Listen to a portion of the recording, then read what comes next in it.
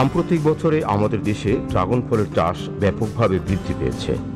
Dragon মূলত একটি বিদেশি ফল। আমাদের দেশে বাণিজ্যিক চাষ শুরু হয়েছে প্রায় 1 যুগ হলো।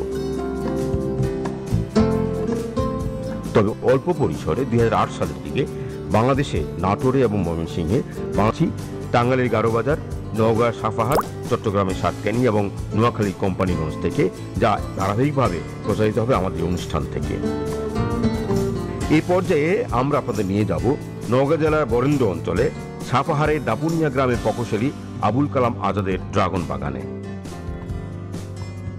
দাপুনিয়ার আবুল কালাম আজাদ এদের মধ্যে অন্যতম এবং প্রথম উদ্যোক্তা। আবুল কালাম আজাদ 98 সালে রাজশাহী প্রকৌশল বিশ্ববিদ্যালয় থেকে পাশ করেন এবং পরপরই একটি বেসরকারি প্রতিষ্ঠানে কাজ শুরু করেন এবং নিজস্ব উদ্যোগে এই হাপানিয়া গ্রাম বিশাল তৈরি করেছেন বিশাল ড্রাগন বাগান। যিনি নিজেদের 20 বিঘার আম বাগান কেটে ড্রাগন বাগান গড়ে তুলেছেন। বাগানের বয়স এখনো 2 বছর পূর্ণ হয়নি, এরই মধ্যে ড্রাগন তুলতে শুরু করেছেন। শুধুমাত্র ড্রাগনের আবাদ তিনি করেননি, সেই সঙ্গে বাগানের চারপাশে ভিয়েতনামি ডুয়াব জাতের কাঁঠাল, অ্যাভোকেডো, লাঙ্গান, পমেলু, আপেল, রামবুটান, মাল্টা, রোবেস্টা জাতের কফি ইত্যাদি চাষ করেছেন। ড্রাগনের ক্ষেত্রে তিনি পৃথিবীর সর্বাধিক ভিয়েতনামি ও তাইওয়ান ভার্টিক্যাল পদ্ধতি প্রযুক্তিতে চাষ করেছেন।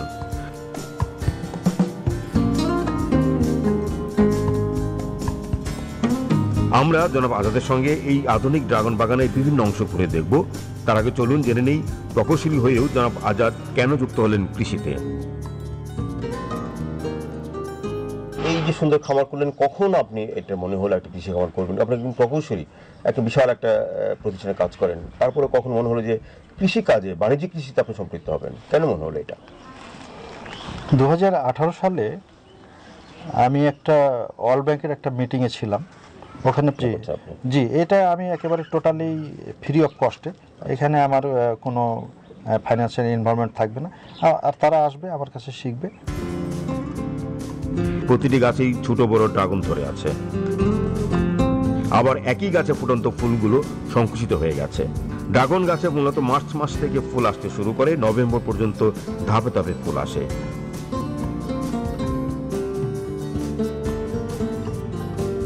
ফুল ফোটার 30 থেকে 40 দিনের মধ্যেই ফল পরিপক্ক হয়। এভাবে একটি ড্রাগন গাছ থেকে উপযুক্ত পরিচর্যায় 20 বছর পর্যন্ত ফল ধরতে থাকে।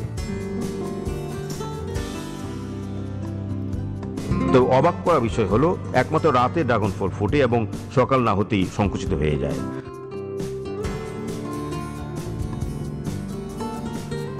ড্রাগন ফুলের এই অপরূপ দৃশ্যাবলী ধারণে আমরা রাতের অন্ধকারে ড্রাগনের ফুল ফোটার চিত্র ধারণ করেছি।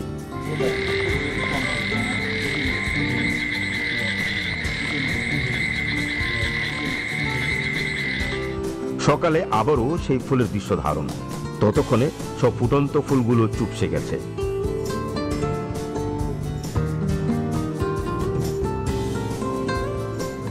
ওই ফুল থেকে ফল হবে এবং 30 থেকে 40 দিন পর পরিপক্ক ড্রাগন হারভেস্ট করা যাবে।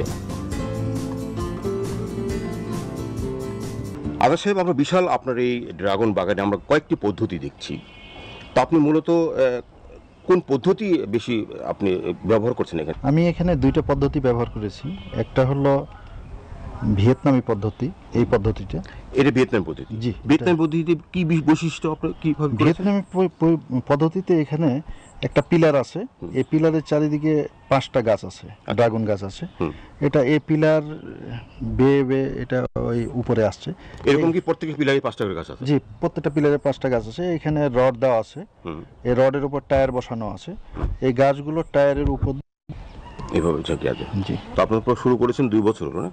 এই গাছগুলো 2 বছর না, শুরু হয়েছে এগুলো 1 বছর 6 মাস, 1.5 বছর। আপনি ফল পাওয়া শুরু করেছেন? জি, ফল পাওয়া শুরু। রোপণের কতদিন পর থেকে ফল পাওয়া শুরু করেছেন? আমার এই কাজ শুরু করার 1 বছর পর থেকে আমি ফল পাওয়া শুরু। এই গাছটা থেকে কতবার আপনি ফল নিয়েছেন?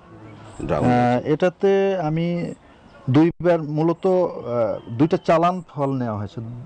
চালান বলতে আমি এটা বোঝাতে চাচ্ছি যে 3 মাসে 2টা মেইন চালান। প্রথম দফা, হ্যাঁ, দফাটা নিয়ে প্রথম দফা পেয়েছেন আপনি। জি জি। তো প্রথম দফায় কি ফল ভালো ছিল নাকি দ্বিতীয় দফায় ফল ভালো ছিল? প্রথম দফায় ফল ভালো ছিল, দ্বিতীয় দফাতেও ভালো, প্রায় সেম। তা আপনি দুইটা পদ্ধতি ব্যবহার করছেন কেন আপনার বাগানে? আপনি বলছেন যে ভিয়েতনামি পদ্ধতি, আরেকটা পদ্ধতি দেখতে পাচ্ছি এখানে বেশ মডার্ন, তো ওইটা কি পদ্ধতি? ওটা হলো তাইওয়ানি পদ্ধতি। তাই যে চলুন আমরা দেখি তাইওয়ান পদ্ধতি কেমন। ওটা ছিল ভিয়েতনাম পদ্ধতি, এটা তাইওয়ান পদ্ধতি, এবং তাইওয়ান পদ্ধতি একটু একটা আধুনিক মনে হচ্ছে। তো এই পদ্ধতির বৈশিষ্ট্য একটু বলুন তো আমাদের, এই পদ্ধতি বৈশিষ্ট্য কেমন, কেন আপনি এই পদ্ধতি শুরু করলেন?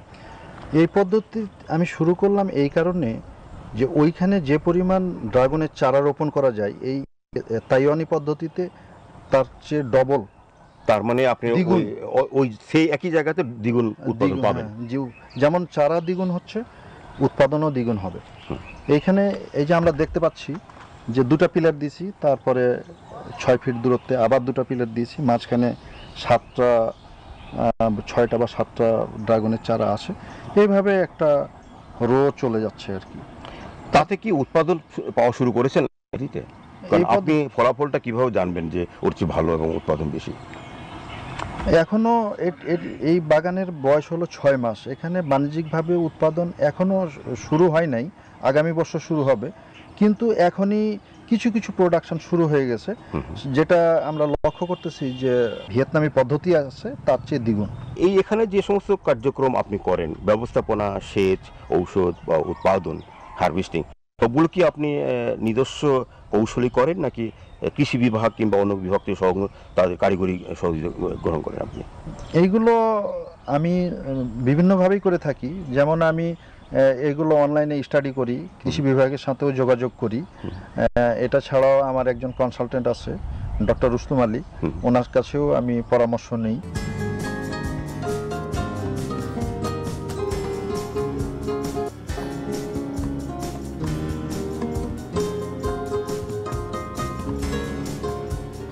জানতে চাচ্ছি যে আপনারা যখন বাজারজাত করেন, বাজারজাত পাঠানোর আগে কি কি বিষয়গুলো লক্ষ্য রাখতে হয় বাজারজাত করার আগ পর্যন্ত, ক্যারেটে করার সময়, শর্টিং করার সময়? এই যে আমরা হারভেস্ট করলাম, হারভেস্ট করার পরে আমরা এখন দেখা যাচ্ছে যে A grade, B grade, C grade 3টা ভাগে আমরা আলাদা করে ফেলেছি। এ গ্রেডের ভিতরে প্রতি কেজিতে 2টা পর্যন্ত এ গ্রেড, বি গ্রেডের ভিতরে রয়েছে 5টা থেকে 6টা, এবং সি গ্রেডে রয়েছে 6টার উপরে। এই যে এ, বি, সি, তিনটা মূল্য কতটুকু পার্থক্য আপনারা? মূল্য আমার এ গ্রেডের মূল্য পাইকারি আমরা এখান থেকে যেটা বিক্রি করি বা ইয়েতে পাঠাই, ঢাকায় পাঠাই। এ গ্রেড কি বড় সাইজ, মানে একটা কয়টা সাইজে বড়, ওজনেও বেশি। কয়টা 1 কেজি? এটা 2টা থেকে 4টাতে 1 কেজি। আচ্ছা। আর এই সেকেন্ড গ্রেডটা হচ্ছে 5টা থেকে 6টা। আচ্ছা। আর সি গ্রেড আরো বেশি? জি, সি গ্রেডে 6টার উপরে। মূল্যর ক্ষেত্রে এ গ্রেডের মূল্য 400 টাকা, বি গ্রেড হচ্ছে 300, আর সি গ্রেড হচ্ছে 200 টাকা। সি গ্রেডগুলো কি মানে যেগুলো অপরিপক্ক সেগুলো, নাকি আপনার? না, সাইজে ছোট। আচ্ছা, আমরা দেখি আপনার হারভেস্টিং পদ্ধতিটি দেখি আপনার।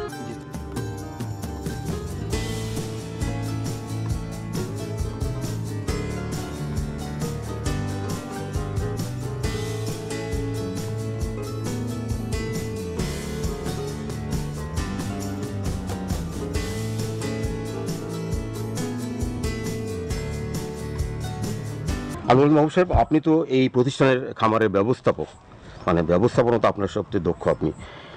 তো আপনি বলেন তো, রোপণের পর থেকে এই ড্রাগন ফল পাওয়া পর্যন্ত আপনি কি ধরনের ম্যানেজমেন্ট করতে হয়েছে এই খামারে? হ্যাঁ, এখানে রোপণের পর থেকে আমি যদি আমি লাগাই আজকে থেকে 20 দিন বা 1 মাসের মধ্যে শিকড় দিবে। শিকড় দেওয়ার পর আবার ওই মানে ডাল বেরোবে, হয়তো একটা গাছে 7টা, 5টা, 4টে, 3টে করে ডাল বেরোবে। ওখানে আপনার সবগুলো কেটে একটা রাখতে হবে। আচ্ছা। একটা রেখে এই উপর পর্যন্ত একটা রাখবো কেন? ফল ভালো পাওয়া না। এখন যদি আমি এখান থেকে ওই সবগুলাই নিই, তাহলে তো আপনার এই গাছটা আমার ওই হচ্ছে না, ওই সব চিকন হয়ে থেকে যাবে। আচ্ছা। যদি একটাই নিই, এখান থেকে নিয়ে আমি ডাল নিব এখানে, এখানে আমার ডালের দরকার নেই। ডালের দরকার যেখানে উপরে গিয়ে রাখবেন, উপরে গিয়ে। তো ওই একটাই যখন এখানে উঠবে, আপনার ওই যে আমার সার আছে, টিএসপি, পটাশ, ইউরিয়া। আপনারা কি জৈব সার বেশি দিন নাকি রাসায়নিক সার বেশি ব্যবহার করেন? দুটাই পড়ে। তো এইভাবে আমরা এটা তৈরি করছি। আর ড্রাগনের এই রোগবালাই কি হয়, কখন কি রোগ হয়? ড্রাগনের রোগবালাই মূলত ওরকম হয় না। গাছটা যখন আমি লাগার পর থেকে ওই যে নতুন যেটা ডোগা বাড়াবে, ওই ডোগাতে কিন্তু একটা পোকা থাকে, লেদা পোকা। আচ্ছা। এটা কিন্তু আক্রমণ বেশি করে। এই জন্য আমরা ওই সময়তে বেশি বেশি ওষুধ ব্যবহার করি। আচ্ছা, যখন এই গাছটা যখন উপরে উঠে গেল তখন কিন্তু ওই পোকাটা খুব কম।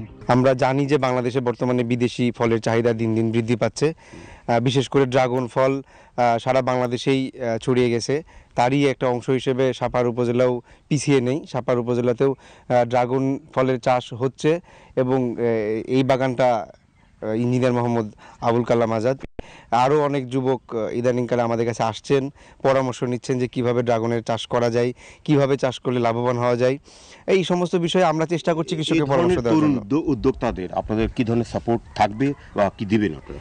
আসলে আমরা চেষ্টা করি যে তাদেরকে সঠিক পরামর্শ দেওয়া প্রথমত, আর দ্বিতীয়ত হচ্ছে যে যদি কোনো সরকারিভাবে প্রদর্শনী বা এগুলো করা যেত তাহলে হয়তো আমরা দিতে পারতাম। সর্বোপরি আমরা নিজেরা গিয়ে কৃষককে হাতে কলমে দেখিয়ে দিচ্ছি যে কিভাবে ড্রাগন চাষ করতে হয়। বিশেষ করে আমরা দেখতে পাবেন যে একটা খুঁটি যেটা আছে, খুঁটির নিচে কিন্তু একটা গাছ দিলেই হয়তো বা কৃষক করতে পারতো। আপনাদের কি রেগুলার এখানে মনিটরিং ব্যবস্থা?